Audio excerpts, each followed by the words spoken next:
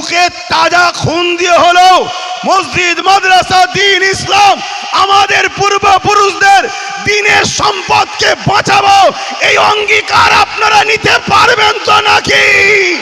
কলিকাতার বুকে প্রয়োজন হলে 50 লক্ষ যুবক ছেলে, স্ত্রী, পরিবার, সন্তান, গ্রামবাসী ছেড়ে দিয়ে কলিকাতাকে 1-2-3 মাস 1 বছরের জন্য প্রয়োজন হলেও দখল করে রাখবো, রাজি আছেন?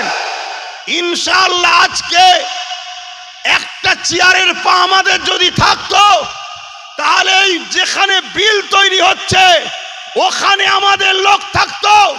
যখনই এই বিল সংবিধান বিরোধী বিল, সঙ্গে সঙ্গে আমাদের লোক ওখানেই চেয়ার তুলে মারত।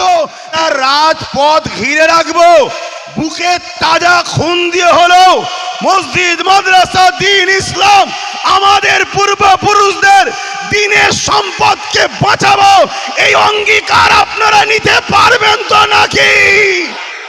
1 মাস হোক, 2 মাস হোক, 4 মাস হোক, 5 মাস হোক, 1 বছর হোক, পশ্চিম বাংলার নাগরিক আমরা, পশ্চিম বাংলার রাজধানী কলিকাতার বুকে প্রয়োজন হলে 50 লক্ষ যুবক ছেলে, স্ত্রী, পরিবার, সন্তান, গ্রামবাসী ছেড়ে দিয়ে কলিকাতাকে 1-2-3 মাস 1 বছরের জন্য প্রয়োজন হলেও দখল করে রাখবো, রাজি আছে?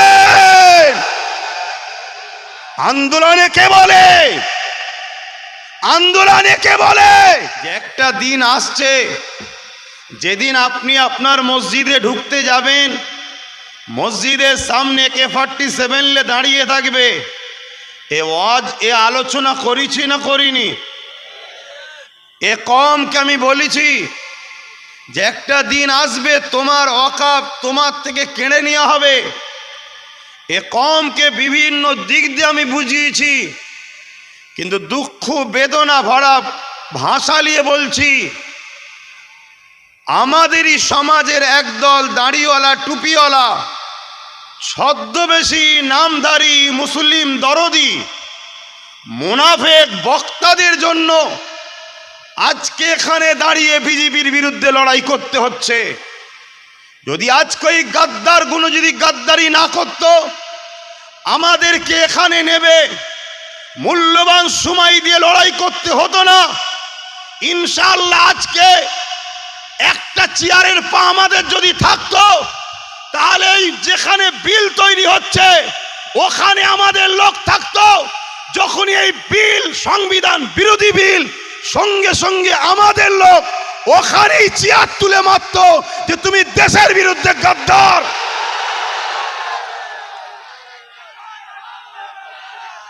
কিন্তু দুঃখের বিষয়, আমার কওমের সরল প্রাণ ভাই, ছোট্ট মতো বাচ্চাটাকে, ভাইটাকে বিশ্বাস হলো না।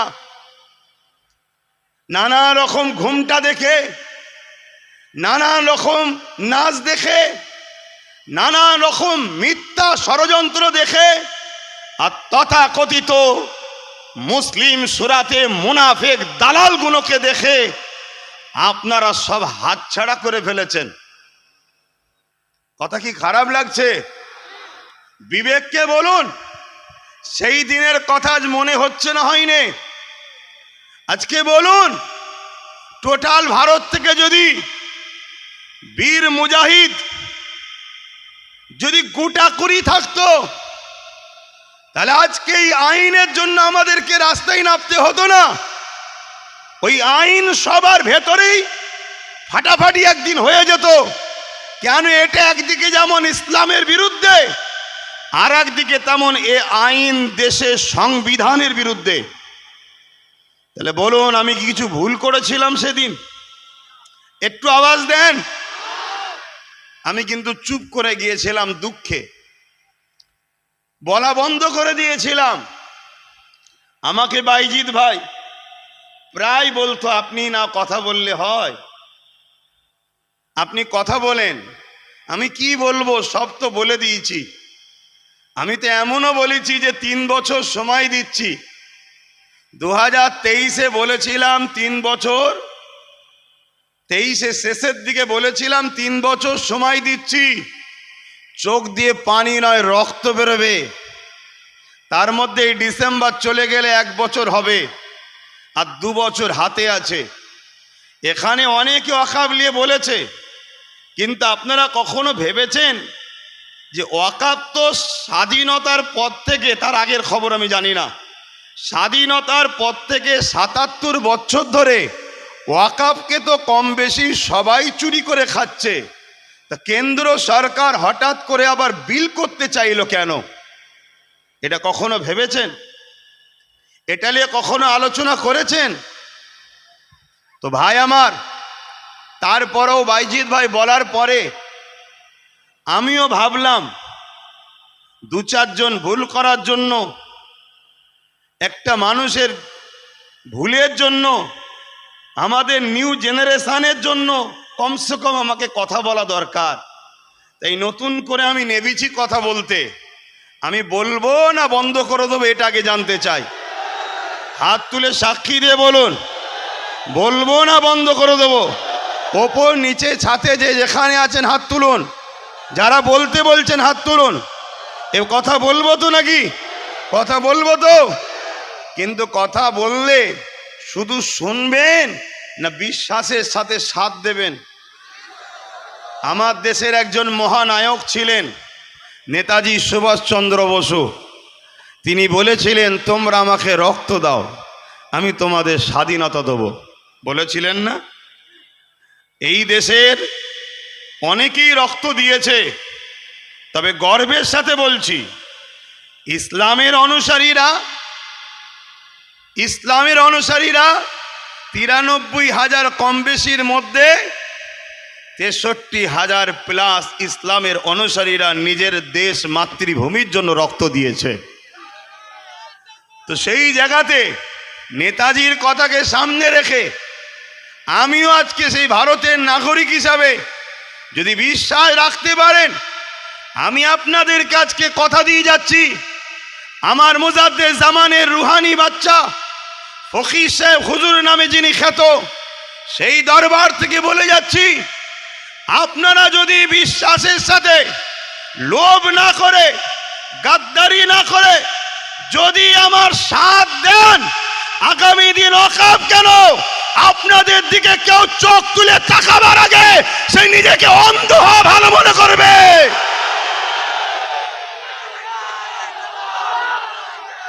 কিন্তু বন্ধু ভাইয়ের আমার, সাথ দিতে হবে।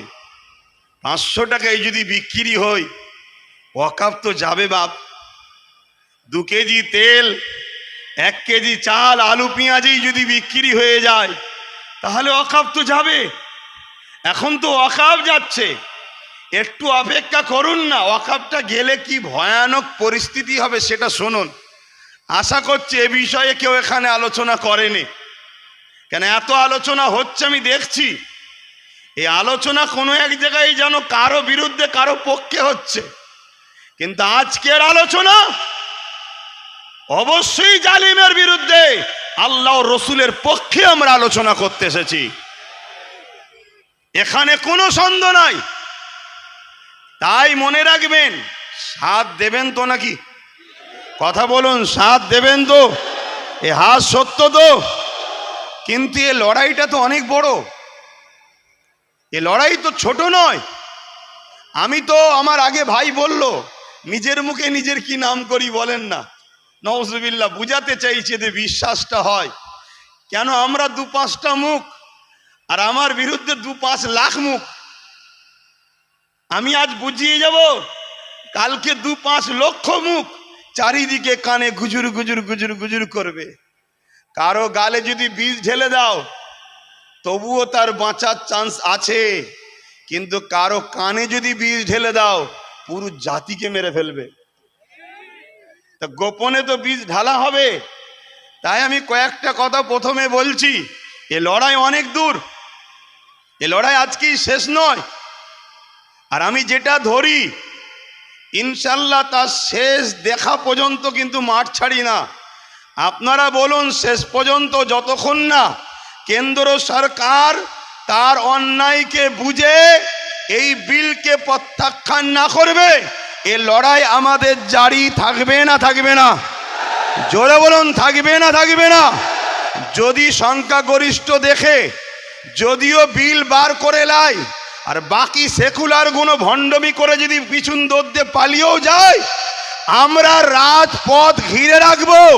বুকে তাজা খুন দিয়ে হলো মসজিদ মাদ্রাসা দ্বীন ইসলাম আমাদের পূর্বপুরুষদের দ্বীনের সম্পদকে বাঁচাবো।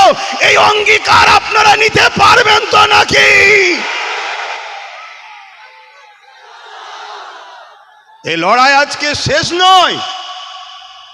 আপনাকে প্রয়োজন হলে সব ত্যাগ করতে হবে। 1 মাস হোক, 2 মাস হোক, 4 মাস হোক, 5 মাস হোক, 1 বছর হোক। পশ্চিম বাংলার নাগরিক আমরা। পশ্চিম বাংলার রাজধানী কলিকাতার বুকে প্রয়োজন হলে 50 লক্ষ যুবক ছেলে, স্ত্রী, পরিবার, সন্তান, গ্রামবাসী ছেড়ে দিয়ে কলিকাতাকে 1, 2, 3 মাস, 1 বছরের জন্য প্রয়োজন হলেও দখল করে রাখবো। রাজি আছেন? আন্দোলনে কে বলে? আন্দোলনে কে বলে? লোক জড়ো করে ফটো তুলিয়ে নেতাকে বলবো না এত আমার দিকে আছে, 2-10 কোটি দাও, তোমার গুণটা গিয়ে দেবো। ও ছেলে আব্বাস সিদ্দিকী নয়।